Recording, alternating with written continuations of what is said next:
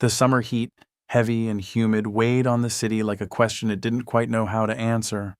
Neon signs buzzed and flickered above the cracked sidewalks, their lights casting an otherworldly glow over the streets. And from a nearby jazz club, a saxophone wailed, its notes drifting through the night air, a ghostly melody that seemed to linger long after the song had ended. As he emerged from the back of the club, Marcus Big Mac McAllister cut an imposing figure, his gait slow and deliberate as he carried a paper bag full of ribs under one arm, his skin glistening with sweat.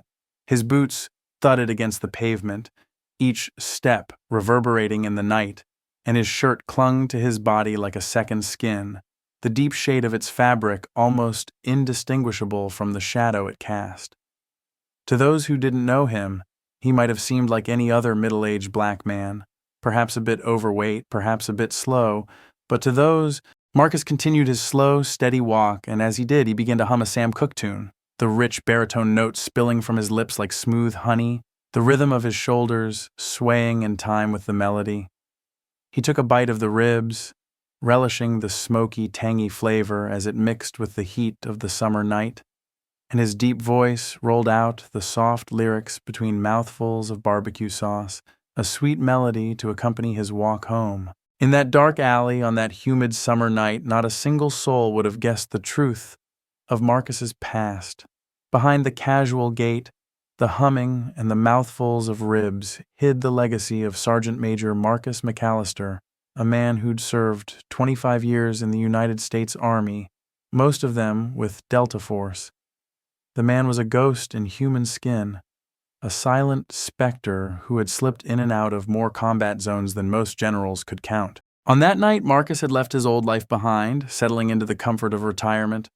No more missions, no more weapons, no more ghosts haunting his mind, just him, his ribs, and the sweet melody of Sam Cooke. But trouble, it seemed, had other plans, for in the shadows of that alley, trouble was waiting, biding its time, ready to pounce. Just as Marcus passed beneath the flickering streetlight, the quiet hum of his tune was broken by the sound of footsteps, light and hurried, approaching from behind. And then came the voices, a low murmur that carried on the wind, carrying an undercurrent of threat. He kept walking, his pace unchanged, but his senses sharpened, attuned to the danger that lurked in the shadows. Marcus's humming ceased at the sound of the voice, his body tensing ever so slightly. He stopped walking, the rib bag still cradled in his arm, but he didn't turn around. Instead, he placed the bag gently atop a nearby dumpster, his movements slow and deliberate, as if he were handling a live grenade. "Hey, fat boy," the voice called out again, the derision in its tone unmistakable. The second voice rang out, its tone high-pitched and phony, dripping with false bravado. "You lost, lardass? This ain't your part of town." Marcus sighed, his shoulders sagging ever so slightly. It was the sigh of a man who'd heard too many taunts like this before, who'd been down this road more times than he could count. And then, with a slow, deliberate turn, he faced the two voices, his gaze steady and unblinking, the silence of his response a challenge all its own. 4 young men stood in a loose semicircle, all white, all in their early 20s. They wore leather jackets with iron cross patches and stylized skulls. One had a chain, another a baseball bat. The tallest one had a swastika tattooed on his neck. The smallest held a box cutter and grinned like a hyena. Marcus looked at them, calm and unreadable. "You boys done barking yet?" he asked, his voice gravel-dry. The man with the swastika tattoo, a grim reminder of his allegiance to a hate-filled ideology, stepped forward, his movements slow and deliberate. His face twisted into a sneer, his eyes narrowed to slits of malice. "You don't get to talk, boy," he snarled, the venom in his voice unmistakable. "You get on your knees." Marcus's head tilted, his expression still unreadable, his gaze still unflinching. He fixed the man with the swastika tattoo with a look that spoke of equal parts disappointment and resignation. "Son," Marcus said, his voice a low rumble that carried more weight than a lightning strike, "I've knelt to no man living or dead, and I don't plan to start now." The man's words were a threat, a promise of violence to come, but Marcus did not flinch, and then they came, the 4 of them rushing him at once, a blur of motion and hate. But Marcus was no longer that static, stoic figure he'd presented moments before.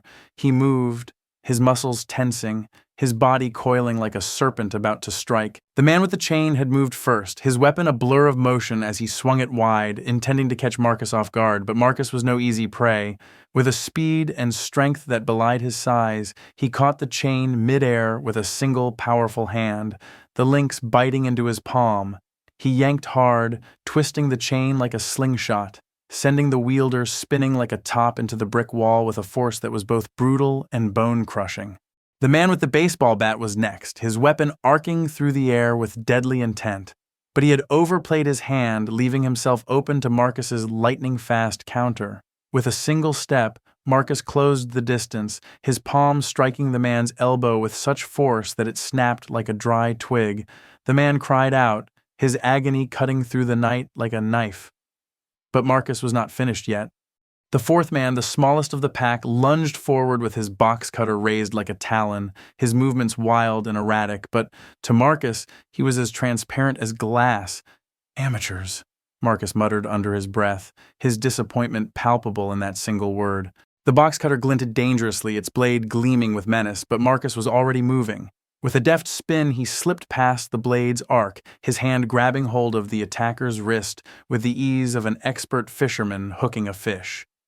And then, with a twist and a thrust, he drove his palm into the boy's chest, delivering a blow with such ferocity that the punk flew backward, his body smashing into the concrete like he'd been hit by a runaway freight train.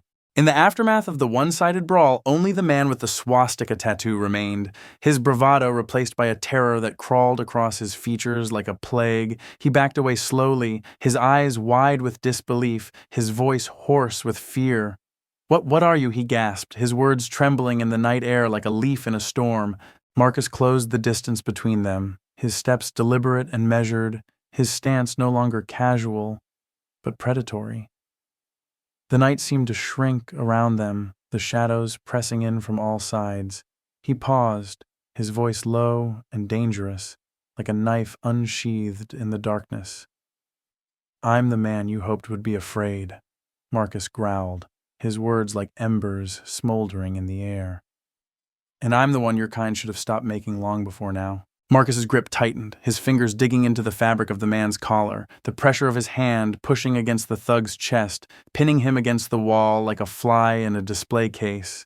The man's voice, once filled with bravado, now quavered with fear. You gonna kill me?" he stammered, his eyes darting around searching for a way out. Marcus leaned in, the words whispered so close to the man's ear that they seemed to crawl inside his skull. "I could," he said, the words a threat that coiled around the thug's spine like a viper ready to strike. "You'd vanish in this alley. No cameras, no noise, and no one would ever know what happened to you." But then, Marcus leaned back, his posture relaxing slightly. "But I'm retired," he said, his voice still holding the promise of violence just beneath the surface. "Trying to be peaceful." With a dismissive flick of his wrist, Marcus released the man, the adrenaline in his body draining away like sand through an hourglass. The man slumped to the ground, his body shaking like a leaf in a hurricane, his pride and arrogance reduced to nothing more than a shadow in the night. Marcus squatted down, his gaze piercing into the man's soul like a scalpel dissecting a corpse.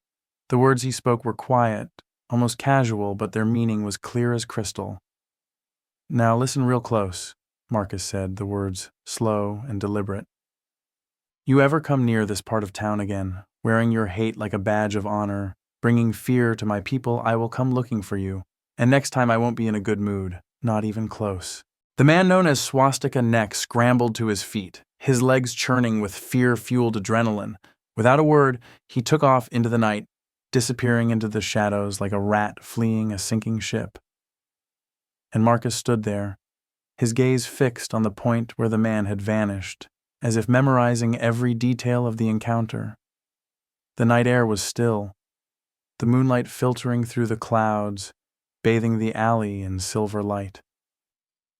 He took a deep breath, the quiet of the night settling over him like a blanket. The sirens wailed faintly in the distance, a distant reminder of the city's heartbeat. A cat dashed across the street, its shadow flitting across the pavement. The alley was redolent with the mingling scents of blood and barbecue. and an unlikely combination that somehow seemed fitting for the moment. Marcus turned, and there, waiting for him, was the paper bag, its contents still warm like a small victory in the midst of chaos. With a simple fluid motion, Marcus reached into the paper bag, his fingers clasping around one of the ribs. He brought it to his mouth, biting into the meat with a thoughtful, methodical deliberation. And then, without hesitation, he resumed his steady stride, his pace even and unhurried. The hum of Sam Cooke's tune floated from his lips once more, carrying the melody of the night with it. Like a ripple in a still pond, the whispers of the incident spread through the neighborhood. No one knew exactly what had happened in that alley, but everyone knew that something had changed. The punks disappeared, never to return. Their absence a palpable relief for the people who lived and worked there. Some spoke of a ghost, an apparition that stalked the alley, a silent protector watching over the block. Others whispered of a guardian, a man who was more than just flesh and blood, a sentinel keeping the shadows at bay. The old-timers in the neighborhood, with their memories etched into their weathered faces, told stories of Marcus from another time, before his body had thickened and his beard had silvered. They spoke in hushed tones of the soldier he had once been, the legend he had left behind. A man who'd never lost a single one of his soldiers, even in the most perilous of missions.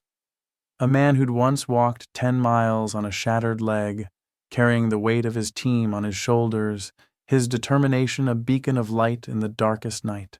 And now, Marcus walked the streets like any other man, his once fearsome presence tempered by time and distance. Yet, beneath the surface, there was still a trace of the lion he had once been, a hint of the ferocity that had once raged within him. It was there in the stillness of his gaze, in the easy grace of his movements, a quiet reminder of the predator that still lingered, waiting to be called upon.